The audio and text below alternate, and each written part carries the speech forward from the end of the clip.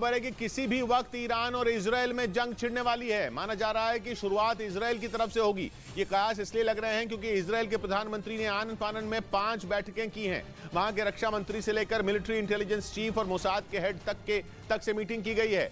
और इन high level मुलाकातों का एक ही मतलब है, वो ये कि इजराइल बहुत बड़ी प्लानिंग कर रहा है और वो प्लानिंग जंग की है। बल्कि इजराइल के प्रधानमंत्री बेंजामिन नेतन्याहू ने अपने इरादों को सीक्रेट भी नहीं रखा है। उन्होंने दो टूक कहा कि ईरान जैसे देशों की अक्ल तभी ठिकाने आ सकती है जब उन्हें हमले का डर दिखाया जाए या फिर उन पर हमला ही कर दिया जाए।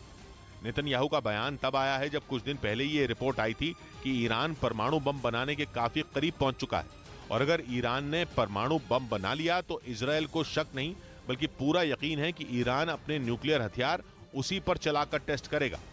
इसलिए इजराइल ने कहा कि ईरान को परमाणु बम बनाने से रोकने का सिर्फ एक ही तरीका है और वो ये है कि उस पर हमला कर दिया जाए। लेकिन इसके साथ ही नेतन्याहू ने यह भी कह दिया कि हमला करने में जितनी देर होगी हमला करना उतना ही मुश्किल होगा। यानी इजराइल तो खुलेआम कह रहा है कि वो ईरान पर हमला करने में अब और देर नहीं करेगा क्योंकि पहले ही काफी देर हो चुकी है। इजराइल ने कहा कि अगर ईरान के पर कतरने हैं तो आर्थिक प्रतिबंधों से ही काम नहीं चलने वाला, अब एक्शन लेने का वक्त आ गया है। कुछ दिन पहले ही नेतन्याहू ने कहा था कि वो ईरान को परमाणु बम बनाने से रोकने के लिए किसी भी हद तक जाएंगे।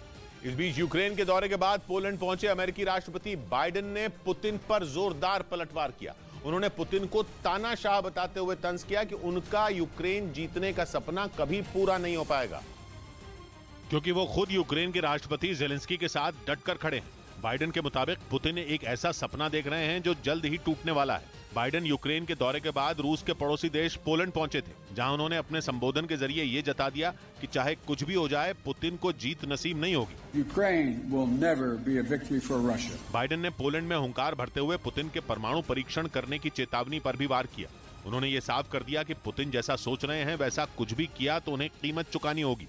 क्योंकि एक रोज पहले ही मॉस्को में दिए गए अपने भाषण में पुतिन ने परमाणु हथियारों पर अमेरिका को ललकारा था। पुतिन ने अमेरिका को आंखें दिखाते हुए कह दिया था कि अगर उसने परमाणु परीक्षण किया तो रूस भी पीछे नहीं हटेगा। और उनकी इसी चेतावनी के बाद यह माना जा रहा है कि पुतिन अब अपने परमाणु हथियारों के जखीरे को तेजी से बढ़ाएंगे क्योंकि उन्होंने अमेरिका के साथ 2010 में की गई स्टार्ट यानी स्ट्रेटेजिक आर्म्स रिडक्शन ट्रीटी को तोड़ दिया, जिसका मकसद दोनों देशों में परमाणु हथियारों की संख्या को सीमित करना था। दोनों देशों ने तय किया था कि वो अपने पास 1550 से ज्यादा परमाणु हथियार नहीं रखेंगे। इसके साथ ही यह भी तय हुआ था कि दोनों देश 700 से ज्यादा लंबी दूरी की मिसाइलें भी नहीं रखेंगे। लेकिन यूक्रेन जंग के 1 साल पूरे होने से सिर्फ 3 दिन पहले पुतिन ने अमेरिका के साथ हुआ समझौता तोड़ दिया और उन्होंने ऐसे तेवर दिखाए कि अब यूक्रेन उनके हाथों में आने ही वाला है।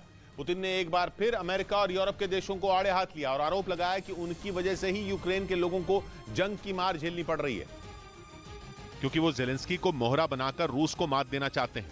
पुतिन ने साफ शब्दों में यह कह दिया कि वो अमेरिका और नेटो के आगे झुकने वाले नहीं हैं। इसी का जवाब देते हुए पोलैंड में बाइडेन ने भी ताल ठोकी। पुतिन को दिए गए बाइडेन के जवाब से साफ है कि रूस और यूक्रेन की जंग अभी लंबी चलेगी क्योंकि न तो पुतिन कदम पीछे खींचने के लिए तैयार दिख रहे हैं और न ही बाइडेन, बल्कि बाइडेन ने तो रूस के पड़ोस में ही खड़े होकर पुतिन को ललकार दिया। उन्होंने ये साफ कर दिया कि पुतिन को देर सवेर हार माननी ही होगी और जब तक ऐसा नहीं होता अमेरिका और यूरोप के देश जेलेंस्की का साथ नहीं छोड़ेंगे।